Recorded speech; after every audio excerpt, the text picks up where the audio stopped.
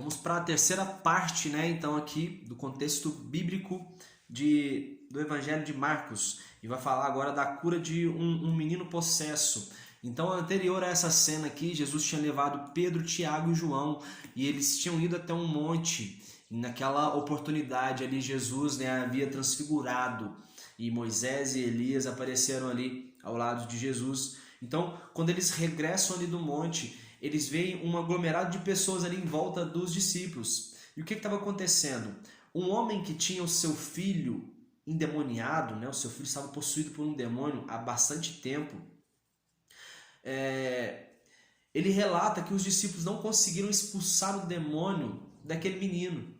Então, né, diante disso, Jesus ele vai dizer assim, olha, ô geração sem fé, geração incrédula, né? Até quando eu vou estar no meio de vós? E Jesus estava falando isso dos próprios discípulos, né, que não estavam conseguindo expulsar ali aquele demônio.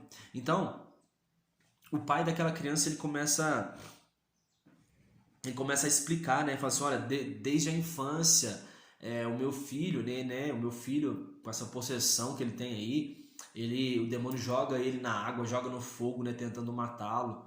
Então, após isso, né, Jesus vai dizer para aquele homem ali, olha, tudo é possível ao que crê.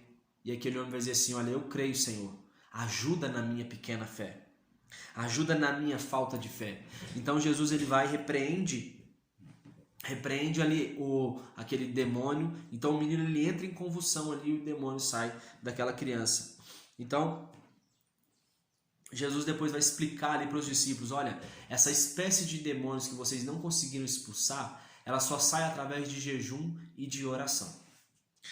Jesus então vai anunciar agora, né, a sua paixão, vai anunciar, né, a sua morte, né, como que seria a sua morte. Ele precisava ser entregue ali nas mãos dos romanos, dos judeus e tudo mais. Jesus ele sempre, né, ensinava também ali no templo, né, ele estava sempre ensinando ali os seus discípulos e também falava com eles, né, sobre essa questão que ele seria entregue. Quando eles chegaram a Cafarnaum, né, Jesus pergunta sobre o que eles estavam discorrendo no caminho. Jesus estava em sua casa, em Cafarnaum, e os discípulos estavam vindo. Aí aconteceu que no meio do caminho os discípulos estavam assim, né, questionando quem seria o maior entre eles. Aí eles chegaram e ficaram calados, não falaram nada não, mas Jesus, conhecendo os pensamentos deles, vai perguntar assim, olha, se alguém deseja ser o primeiro, esse vai ser o último, sabe? E servo de todos. Então Jesus presumiu que eles estavam pensando, e aí ninguém ousou dizer nenhuma palavra, né, para Jesus, porque Jesus tinha revelado ali o coração e aquilo que eles estavam falando no meio do caminho. E Jesus vai dizer mais ainda, olha, quem recebe uma criança, a mim me recebe. Os discípulos eles vão ver agora um grupo de pessoas expulsando demônios ali, né, no nome de Jesus. E eles queriam repreender esse pessoal. Aí Jesus vai dizer assim, olha, ninguém que realize um milagre em meu nome fala de mim logo em seguida, né? Então, tipo assim, quem não está contra mim, né, está a meu favor. E olha, eu vou te dizer mais uma coisa. A qualquer um dessas pessoas que estão fazendo algo em meu nome, até um copo de água que vocês derem para essas pessoas vai ser lembrado. Então já ouviu isso dentro da igreja, né? Através dessa passagem que Jesus vai falar sobre essa questão do copo de água. E Jesus começa a falar mais ainda sobre a questão dos pequeninos, né? Dessas pessoas que conhecem o evangelho ali a princípio, né? Ele vai dar uma exortação contra as pessoas que já conhecem Jesus e às vezes impedem esses pequeninos, esses novos convertidos a chegar ao Senhor.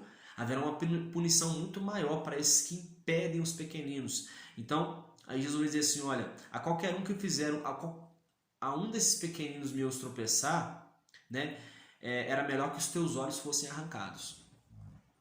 Jesus vai dizer, continuando, no Evangelho de Marcos, tende o bom sal em vós mesmos e vivei em paz uns com os outros. Jesus estava ensinando como de costume, e aí os fariseus perguntaram, Senhor, é permitido o homem separar da tua esposa? E aí Jesus vai dizer assim, olha, Moisés concedeu a vocês uma carta de divórcio, mas isso foi por causa da dureza de coração de vocês, porque o que Deus uniu, não separe o homem. Essa é a vontade do meu Pai. Então, se alguém se divorciar e se casar com outra pessoa, está cometendo adultério. Jesus foi bem taxativo aqui. Outra vez, Jesus falando sobre os pequeninos, ele vai dizer assim, olha, algumas pessoas traziam crianças para Jesus e impor-lhe as mãos. E os discípulos repreendiam para que as crianças não vissem até Jesus. E Jesus vai dizer assim, olha, deixa vir a mim os pequeninos. Quem não receber o reino de Deus, como uma criança, jamais terá acesso a ele. Então Jesus sempre falava, olha, seja uma criança, não impeçam pequeninos de vir até mim, toma cuidado. Aí chegou agora, né, um jovem rico até Jesus, e esse jovem, esse homem vai chegar e vai dizer assim, olha Senhor, o que eu hei de fazer para poder herdar a vida eterna? Bom mestre, o que eu hei de fazer para poder herdar a vida eterna? E o Senhor vai dizer assim, olha, tu conheces os mandamentos, então obedece, né, obedece os mandamentos. Aí o homem diz assim, olha, mas desde a minha mocidade eu venho obedecendo os mandamentos. Aí Jesus vai olhar para ele e vai dizer assim, olha, mas uma coisa ainda te falta. Vai, vende tudo que você tem e dá aos pobres. E aí aquele homem, aquele jovem vai se retirar, porque ele entristecido, se retirar entristecido, porque ele possuía muitos bens. Aí Deus vai começar a dizer, depois de dar essa mensagem para esse homem, olha, quão é difícil para aqueles que possuem muitos bens ingressar no reino de Deus. Para o homem isso vai ser impossível, mas para Deus tudo é possível. Porque assim, Jesus depois vai dizer assim, olha, é mais fácil um camelo passar pelo buraco de agulha do que o rico entrar no reino dos céus. Então o buraco de uma agulha não é essas agulhas que a gente conhece de costura. A agulha era um buraco conhecido em uma porta de Jerusalém. Era um portão imenso, né? Havia um portão imenso ali. Mas bem no meio desse portão havia uma entradinha que se quer chamar de agulha, uma pequena entrada, onde não se passavam ali camelos. Esse portão maior era aberto quando passava comitiva de camelos, né, para fazer entregas. Hoje nós temos as entregas através de caminhões, né, de carros. Mas antes era através de camelos, principalmente no Oriente Médio. Aqui no Brasil não tem, mas aqui no Brasil era feito de cavalos, né? Então, no Oriente Médio era feito através de camelos. Então, esses camelos eles não passavam nesse buraco que tinha no portão que entrava em Jerusalém. Então, essa é a agulha que eles não passavam. Jesus disse, olha, é mais fácil um camelo passar por um buraco de uma agulha do que um rico entrar no reino dos céus. Aí Pedro vai questionar assim, Senhor, mas nós abandonamos tudo por causa do Senhor. E aí Jesus vai dizer assim, olha, em verdade eu te digo, porque que todo aquele que abandonou a sua vida para poder me seguir, vai receber muito mais nesse presente século e no século vindouro a vida eterna. Aleluia. Então, subindo a Jerusalém, os 12 estavam alegres, enquanto outros seguidores estavam assustados. Jesus chama os 12 e conta mais uma vez que será entregue, né? O matarão e depois de 3 dias ressuscitará. Jesus reiterava isso. Então, agora, Tiago e João, ele vai chamar Jesus à parte, né? E eles vão dizer assim, né? Os evangelistas vão dizer que a mãe de Jesus pediu, a mãe de Tiago e João, presta atenção, Tiago e João, eu errei aqui, mas vamos lá, Tiago e João pedindo, a mãe de Tiago e João pedindo para Jesus, para que quando Jesus estivesse no seu reino, que tivesse que do seu lado direito sentasse Tiago e do seu lado esquerdo sentasse João. Então aí Jesus vai dizer assim, olha, o sentar à minha direita, à minha esquerda, não compete a mim decidir, compete ao meu Pai. Então eu não posso, né, querer dar isso para vocês. E Jesus vai dizer assim, porventura vocês vão beber o mesmo cálice que eu beber? E eles dizem, a gente vai sim. E Jesus, certamente você vai fazer isso, só que o sentar à direita e à minha esquerda não compete a mim. Então, os outros 10 apóstolos, eles ficaram indignados, né? Porque meio que Tiago e João estavam tirando eles ali, né? Querendo mostrar que era maior do que eles. Isso é o entendimento que os discípulos tiveram e ficaram com raiva ali de Tiago e João. Chegando a Jericó, agora nós vamos ter a cura do cego, né? Do cego ali de Jericó. E é interessante porque Mateus ele vê 2 cegos. Agora Marcos ele vai ver um cego somente. E ele vai dar até um nome para esse cego, que é o cego Bartimeu. Então agora Bartimeu estava sentado ali à beira do caminho e ele chamava por Jesus. E aí a multidão falava assim, cala a boca Bartimeu. E Bartimeu gritava mais ainda, filho de Davi, tem misericórdia de mim. Então Jesus para, né? E aí o cego Bartimeu ele joga sua capa para o lado e encontra o mestre. Então Bartimeu foi curado naquele momento e ele passou a seguir Jesus. Agora Jesus ele está preparando para poder entrar em Jerusalém. Então ele vai enviar os discípulos agora para poder pegar o jumentinho ali. O jumentinho cria de uma jumenta. Então, é interessante porque aqui Marcos, né, o evangelista Marcos, ele vai dizer que os homens que Jesus enviou, eles encontraram o jumentinho ali amarrado num portão na cidade. Outros, né, evangelistas vai dizer que eles entraram dentro de uma casa, né? Numa casa, aí o jumentinho estava num curral ali, eles conversaram com alguns homens, aí os homens concederam liberar o jumentinho, né? Para estar indo lá para Jesus montar nele. Então aqui, né, o evangelista Marcos diz que o jumentinho estava na rua, amarrado a um portão. Bom, aí Jesus monta no jumentinho e ele começa agora a entrar em Jerusalém. As pessoas estendiam os mantos, né, seus mantos para Jesus passar, jogavam ramos ali, né, ramos também, espalhavam ramos ali no chão. A garganta coçou aqui. E começavam a gritar, olha, bendito seja o reino vindouro de nosso pai Davi. Jesus observou o templo e viu que já era tarde e foi para Betânia com os 12.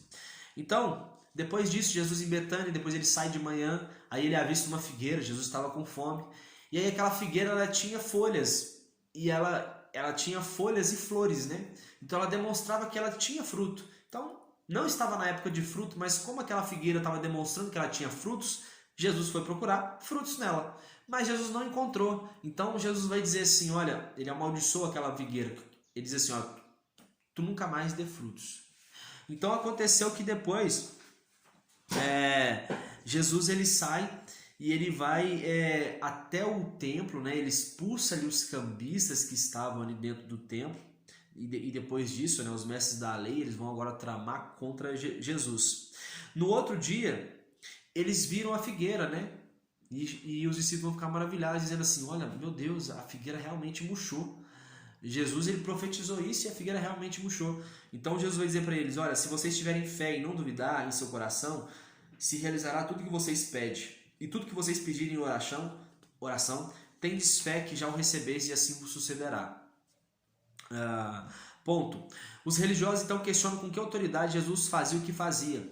E aí Jesus vai também fazer uma pergunta para esses religiosos, dizendo assim, olha, eu respondo se vocês me responderem a minha pergunta também. E a minha pergunta é o seguinte, o batismo de João era do céu ou era da terra? Aí eles começaram a questionar entre eles, dizendo o seguinte, olha, se a gente disser que é do céu, Jesus vai dizer sim. Então por que vocês não estão acreditando em mim que a minha autoridade vem do céu? Agora se a gente disser que vem da terra, então o povo... Os fariseus eles temiam dizer que era da terra porque muita gente acreditava que João era um enviado de Deus. Então se dissesse que era da terra, eles iam ter problema com o povo. Aí eles falaram assim, olha gente, vamos fazer o seguinte, não vamos responder nada para esse homem não, né? Porque é melhor assim. E aí Jesus, eles dizem que não sabia, Jesus vai dizer assim, olha, eu também não conto para vocês com que autoridade que eu faço o que eu faço. Pronto, agora ele vai falar sobre a parábola aqui, né? O evangelista Marcos vai falar sobre a parábola dos vinicultores maus. Então havia um homem que ele plantou uma vinha, ergueu uma cerca, edificou uma torre e arrendou para alguns lavradores. E aí, no período da colheita, esse dono da vinha, ele vai agora enviar alguns trabalhadores. Ele envia um primeiro grupo, um segundo grupo, um terceiro grupo e outras pessoas. Só que os lavradores espancaram todos eles, né? Todos esses grupos, né? de homens, a outros eles assassinaram. Então, o dono da plantação ele pensou o seguinte, olha, cara, então eu vou fazer o seguinte, eu vou mandar meu filho, porque eu mandando meu filho, eles vão obedecer a ele. Só que os lavradores fizeram a mesma coisa, eles mataram o filho daquele homem. Então, aí Jesus vai dizer o seguinte, olha, vocês não leram o que estava na escritura, que a pedra que os construtores rejeitaram, essa veio ser a pedra principal. Então, os fariseus e herodianos, né? Agora eles vão tramar mais uma vez ali contra Jesus, porque Jesus deu essa palavra, falou essa parábola diretamente contra os religiosos. Eles ficaram indignados com isso. Então, eles estavam enviando grupos, né?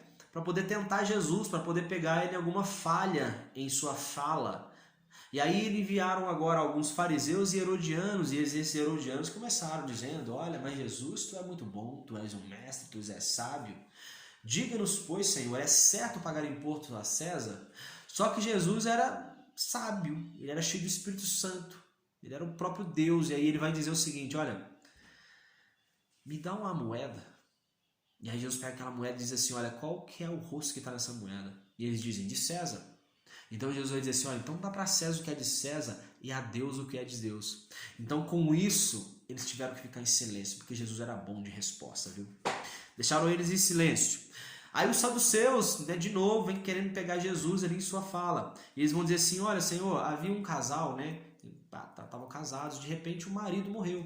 Então, para cumprir a lei do levirato, o que é a lei do levirato? Quando um homem morre, né? O seu irmão vem, casa com a sua esposa para poder suscitar a descendência.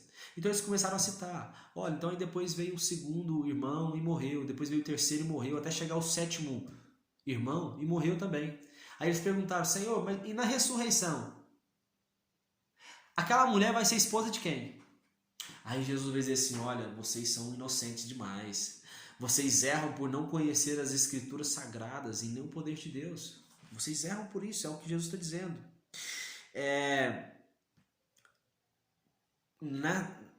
Nos céus, as pessoas não se dão em casamento. Jesus começa a explicar para eles, não se dão em casamento, eles são como os anjos, não tem sexo, não tem nada disso. E aí Jesus vai dizer mais ainda, porque os saduceus eram aquele grupo religioso que não acreditava na ressurreição. E aí Jesus vai emendar ainda para eles dizendo o seguinte, olha, quanto à ressurreição, tá? Vocês não perguntou não, mas quanto à ressurreição, deixa eu só dizer uma coisa. Deus é Deus de vivos e não é Deus de mortos, viu? É o mesmo Deus de Isaac, de Abraão, de Isaac e de Jacó. Então Deus, Jesus ainda dá uma cajadada neles. Aí vai vir um mestre da lei, né, perguntar para Jesus qual era o mais importante mandamento. E Jesus vai dizer assim, olha, ama o Senhor teu Deus de toda a tua alma, de todo o teu coração e de todo o teu entendimento. E ao próximo como a ti mesmo. Então, aquele mestre vai dizer assim, olha, não existe outro mandamento maior do que esse, né? E Jesus, olha, o mestre confirma que esses mandamentos são maiores do que sacrifícios e ofertas. Jesus dizendo que esses mandamentos eram maiores do que sacrifícios e ofertas.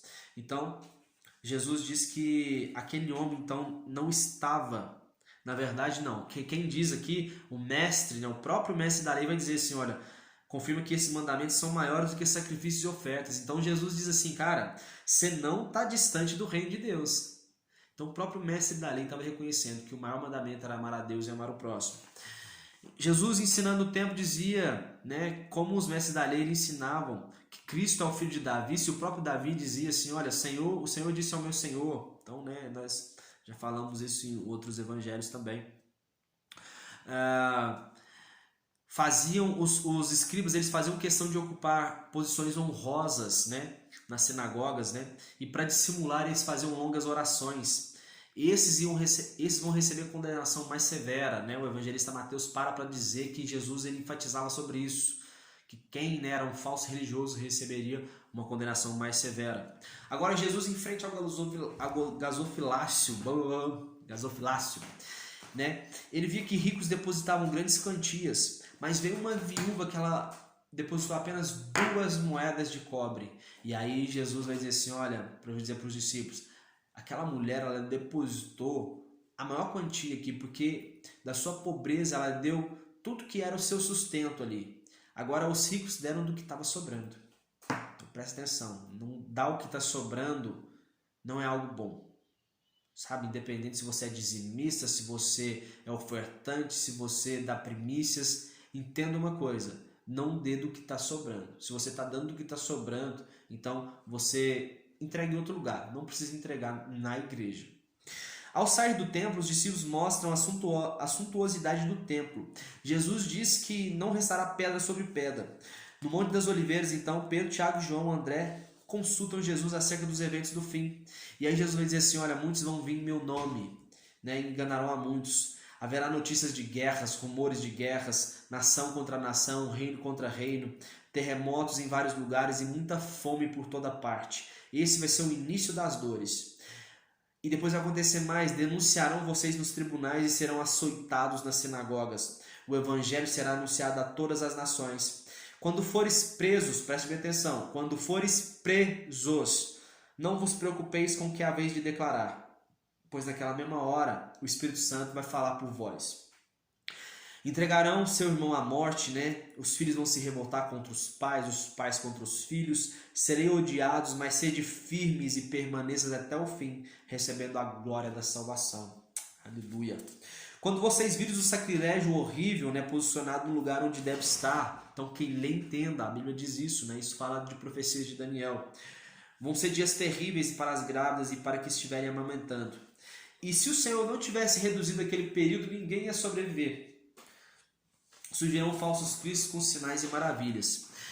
Depois da tribulação, o sol escurecerá e a lua dará a sua luz, e o Filho do Homem será visto chegando nas nuvens com grande poder e glória. Agora, peraí, aí né, nós vamos fazer uma pequena só reflexão, porque o texto, depois você vai pegar esse texto, né? Eu sempre, né, nesses contextos que eu faço, eu coloco os capítulos ali, né? Olha, é do capítulo 9 ao 10, aqui se eu não me engano começa no 10, não me lembro qual que termina. Mas pega lá, seja curioso, e pega no Evangelho de Marcos e lê esse título. Se você tiver na versão King James, eu vou te dar uma dica que você vai achar fácil aqui, onde está essa passagem. O título é O Glorioso Retorno de Jesus. Então, o glorioso retorno de Jesus vai falar sobre o arrebatamento. Então, vai dizer assim, olha, depois da tribulação, quer dizer que a igreja então passa pela tribulação. O sol escurecerá e a lua não dará sua luz, e o Filho do Homem será visto chegando nas nuvens com grande poder e glória. Uau! Não passará essa geração até que esses fatos ocorram. Os céus passarão, mas a minha palavra jamais passará. Vigiai para que não sejam surpreendidos no sono, que não seja durante as festividades. Agora, eles começam a tramar, né, para poder matar Jesus mesmo. Eles já estão decididos, já estão com a faca nos dentes para poder matar Jesus. E aí diz assim, olha, que não seja durante a festividade da Páscoa, para não chamar atenção. Então a gente sabe depois que eles vão atrás de Jesus, né, o Judas e o grupo, sua comitiva do terror para poder prender Jesus. E finalizando essa terceira parte, Jesus é ungido em Betânia. Jesus estava na casa de Simão, leproso, e uma mulher com valioso perfume de nardo puro, né? Nós sabemos aqui que João depois vai dizer que essa mulher era Maria Madalena. Ela derramou todo o bálsamo sobre a cabeça de Jesus. E aí naquele momento vão chegar os discípulos e vão dizer assim, olha, mas esse perfume poderia ter sido vendido e com dinheiro dessa venda a gente poderia dar comida aos pobres. Que desperdício que é esse? Só que Jesus vai dizer assim, olha, os pobres vocês têm todos os dias com vocês, mas a mim vocês nem sempre têm. Então essa mulher, ela vai ser honrada por isso que ela está fazendo, porque ela está me preparando para o dia da minha morte. E aí finaliza essa parte, né, com Judas. O evangelista Marcos vai dizer que depois disso Judas ele vai ir, né, e ele vai se encontrar com os chefes dos sacerdotes para poder tramar ali, né, a entrega que ele vai fazer de Jesus, entregando Jesus para os sacerdotes. E assim a gente termina mais essa parte, né? Que Deus abençoe muito a vida de vocês e que a gente possa absorver muito, muito, muito do que esses evangelhos riquíssimos têm para nos oferecer. Que Deus abençoe cada um em nome de Jesus. Amém.